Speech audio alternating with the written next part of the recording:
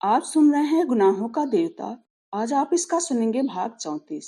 अगर आपने पिछला भाग नहीं सुना है तो उसका लिंक डिस्क्रिप्शन बॉक्स में पड़ गया है, आप वहां जाकर सुन सकते हैं। बिंती को सुधा की तरह रोना नहीं आता था, न उसकी चंदर उतनी परवाह ही करता था जितनी सुधा की। दोनों में बातें भी बहुत कम होती थी, लेकिन बिंती मन ही मन दुखी थी। वह क्या करे। एक दिन उसने चंदर का पैर पकड़कर बहुत अनुनय से कहा, आपको यह क्या होता जा रहा है? अगर आप ऐसे ही करेंगे तो हम दीदी को लिख देंगे। चंदर बड़ी भयावनी हंसी हंसा, दीदी को क्या लिखोगी? मुझे अब उसकी परवाह नहीं। वह दिन गए बिंती, बहुत मन लिए हम। हाँ चंदर बाबू, आप लड़की होते तो समझते। सब समझता हूँ मैं। कैसा दोहरा नाटक खेलती हैं लड़कियां, इधर अपराध करना, उधर मुखबिरी करना। बिंती चुप हो गई। एक दिन जब चंदर कॉलेज से आया तो उसके सिर में दर्द हो रहा था। वह आकर चुपचाप लेट गया। बिंती ने आकर पूछा तो बोला, क्यों क्यों मैं बतलाऊं कि क्या है? तुम मिटा दोगी? बिंती ने चंदर के सिर पर हाथ रखकर कहा, चंदर तुम्हें क्या होता जा रहा है? देखो कैसी हड्डियां निकल आई हैं इधर। इस तरह अपने को मिटाने से क्या फायदा? मिटाने से? चंदर उठकर बैठ गया। मैं मिटाऊंगा अपने को लड़कियों के लिए? छी, तुम लोग अपने को क्या समझती हो? क्या है तुम लोगों में सिवा एक नशीली मांसलता के? इसके लिए मैं अपने को मिटाऊंगा? बिंती ने चंदर को फिर लिटा दिया। इस तरह अपने को धोखा देने से क्या फायदा चंद्र बाबू? मैं जानती हूँ दीदी के न होने से आपकी जिंदगी में कितना बड़ा अभाव है, लेकिन दीदी के न होने पर क्या मतलब है तुम्हारा?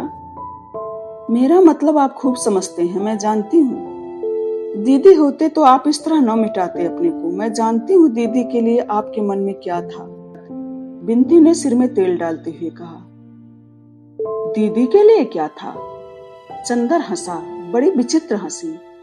दीदी के लिए मेरे मन में एक आदर्शवादी भावुकता थी जो अधकचरे मन की उपज थी।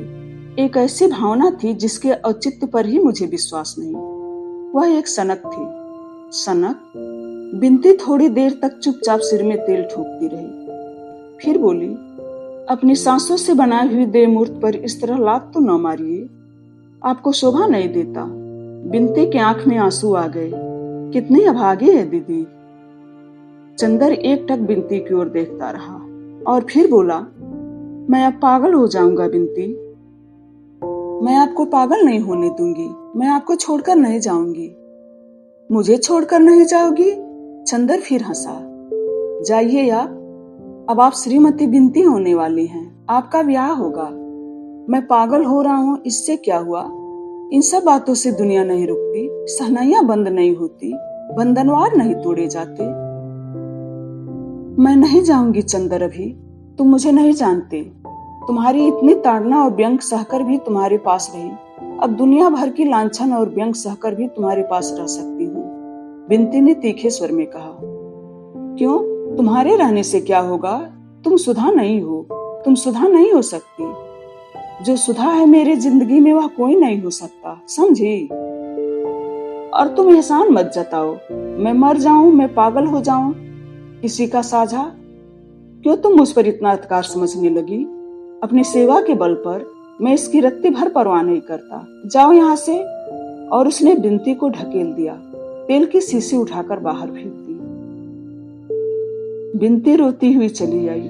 चंदर उठा और कपड़े पहनकर बाहर चल दिया। ये लड़कियां समझती हैं एहसान कर रही हैं मुझ पर। उस दिन की घटना के बाद बिंती चंदर से बिल्कुल ही नहीं बोली थी। चंदर भी कभी नहीं बोला। वे लोग कार पर जाने वाले थे। सारा सामान पीछे आगे लादा जाने वाला था। डॉक्टर साहब कार लेकर बाजार गए थे। चंदर उनका होलडाल संभाल रहा था। बिंती आई और बोली, मैं आपसे बातें कर सकती हूँ? हाँ हाँ। तुम उस दिन की बात का बुरा मान गई। अमूमन लड़कियां सच्ची बात का बुरा मान जाती हैं। बोलो क्या बात है? चंदर ने इस तरह कहा जैसे कुछ हुआ ही न हो। बिंती के आंखों में आंसू थे। चंदर, आज मैं जा रही हूँ। हाँ, यह तो मालूम है, उसी का इंतजाम कर रहा हूँ। बोलो क्या बात है? चंदर ने इस तरह कहा जैसे कुछ हुआ ही न हो। पता नहीं मैंने क्या अपराध किया चंदर कि तुम्हारा स्नेह खो बैठी। ऐसा ही था चंदर, तो आते ही आते इतना स्नेह तुमने दिया ही क्यों था? मैं तुमसे कभी भी दीदी का स्थान नहीं मांग रही थी। तुमने मुझे गलत क्यों समझा? नहीं बिनती, अब मैं स्नेह त्याग पसंद नहीं करता। पूर्ण परिपक्व मनुष्य हूँ और ये सब भावनाएं अब अच्छी नहीं लगती मुझे। स्नेह वगैरह की दुनिया अब मुझे बड़ी उथली लगती है। तभी चंदर, इतने दिन मैंने रोते रोते बिताए, तुमने एक बात पूछा भी नहीं। जिंदगी में सिवा तुम्हारी और दीदी के कौन था? तुमने मेरे आंसुओं की परवाह नहीं की। तुम्हें कसूर नहीं देती, कसूर मेरा ही होगा चंदर। नहीं, कसूर की बात नहीं बिनती। औरतों की रोने की कहाँ तक परवाह की जाए? वे कुत्ते बिल्ली तक के लिए उतने ही दुख से रोती हैं। खैर चंदर, ईश्वर करे तुम इतने मजबूत रहो। मैंने अगर तुम्हारे लिए कुछ किया, वैसे किया भी क्या, लेकिन अगर कुछ भी किया तो सिर्फ इसीलिए कि मेरे मन की जाने कितनी ममता तुमने जीत ली। या मैं हमेशा इस बात के लिए पागल रहती थी कि तुम्हें जरा से भी ठेस न पहुंचे। मैं क्या कर डालूं तुम्हारे लिए? तुम्हारे व्यक्तित्व ने मुझे जादू में बांध लिया था। तुम मुझसे कुछ भी करवाने के लिए कहते तो मैं हिचक नहीं सकती थी। लेकिन खैर, तुम्हें मेरी जरूरत नहीं थी, तुम पर भार हो उठी थी मैंने अपने को खींच लिया। अब कभी तुम्हारे जीवन में आने का साहस नहीं करूंगी। यह भी कैसे कहूं कि कभी तुम्हें मेरी जरूरत पड़ेगी। मैं जानती हूँ कि तुम्हारे तूफानी व्यक्तित्व के सामने मैं बहुत तुच्छ हूँ, तिनके से भी तुच्छ। लेकिन आज जा रही हूँ, अब कभी यहाँ आने का साहस नहीं करूंगी। लेकिन क्या चलते वक्त आशीर्वाद भी न दोगे? कुछ आगे का रास्ता न बताओगे? बिंदी ने झुककर चंदर के पैर पकड़ ली और सिसक सिसक कर रोने लगी। चंदर ने बिंती को उठाया, पास की कुर्सी पर बिठा दिया और सिर पर हाथ रखकर बोला, आशीर्वाद देवताओं से मांगा जाता है, मैं अब प्रेत हो चुका हूँ बिंती। चंदर अब एकांत चाहता था और चंदर को मिल भी गया था। पूरा घर खाली, एक महाराजिन, माली और नौकर, और सारे घर में सिर्फ सन्नाटा। और उस सन्नाटे का प्रेत चंदर चाहे जितना टूट जाए, चाहे जितना बिखर जाए, लेकिन चंदर हारने वाला नहीं था। वह हार भी जाए, लेकिन हार स्वीकारना उसे नहीं आता था। उसके मन में अब सन्नाटा था। अपने मन के पूजा गृह में स्थापित सुधा की पावन प्रांजल देव मूर्ति उसने कठोरता से उतारकर बाहर फेंक दिया था। मंदिर की मूर्तिमयी पवित्रता बिंती को अपमानित कर दिया था और मंदिर के पूजा उपकरणों को, अपने जीवन के आदर्शों और मानदंडों को उसने चूर चूर कर डाला था। और बुद्ध शिकन विजेता की तरह क्रूरता से हंसते हुए मंदिर की भग्नावशेषों पर कदम रखकर चल रहा था। उसका मन टूटा हुआ खंडहर था, जिसके उजाड़ बेछत कमरों में चमगादड़ बसेरा करते हैं और जिसके भग्नावशेषों पर गिरगिट पहरा देते हैं।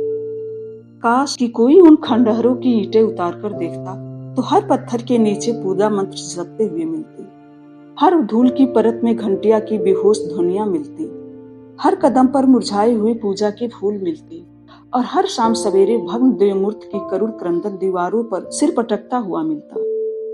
लेकिन चंदर ऐसा वैसा दुश्मन नहीं था। उसने मंदिर को चूर चूर कर उस पर अपने गर्व का पहरा लगा दिया था कि कभी कोई उस पर खंडहर के अवशेष कुदेर कर पुराने विश्वास, पुरानी अनुभूतियां, पुरानी पूजाएं फिर से जगा न दे। बुद्ध शिकन तो मंदिर तोड़ने के बाद सारा शहर जला देता है ताकि शहर वाले फिर उस मंदिर को न बना पाए। ऐसा था चंदर। अपने मन को सुनसान कर देने के बाद उसने अपनी जिंदगी, अपना रहन सहन, अपना मकान और अपना वातावरण भी सुनसान कर लिया था। अगहन आ गया था, लेकिन उसके चारों ओर जेठ की दोपहरी से भी भयावह सन्नाटा था। बिंती जब से गई उसने कोई खत नहीं भेजा था। सुधा के भी पत्राने बंद हो चुके थे। पम्मी के 2 खत आए। पम्मी आजकल दिल्ली घूम रही थी, लेकिन चंदर ने पम्मी के कोई जवाब नहीं दिया। अकेला अकेला, बिल्कुल अकेला, सहारा मरुस्थल की नीरस भयावनी शांत, और वह भी जब तक कि कांपता हुआ सूरज बालू के क्षितिज पर अपनी आखिरी सांसें तोड़ रहा हो और बालू के टीलों की अधमरी छायाएं लहरदार बालू पर धीरे धीरे रेंग रही हो। बिंती के ब्याह के 15 दिन रह गए थे कि सुधा का एक पत्र आया। मेरे देवता, मेरे नयन, मेरे पंथ, मेरे प्रकाश, आज कितने दिनों बाद तुम्हें पत्र लिखने का मौका मिल रहा है। सोचा था बिनती के ब्याह के महीने भर पहले गांव आ जाऊंगी तो एक दिन के लिए तुम्हें आकर देखाऊंगी, लेकिन इरादे इरादे हैं और जिंदगी जिंदगी। अब सुधा अपने जेठ और सास के लड़के की गुलाम है। ब्याह के दूसरे दिन ही चला जाना हो गया। तुम्हें यहाँ बुला लेती, लेकिन यहाँ बंधन और पर्दा तो ससुराल से भी ज्यादा बदतर है।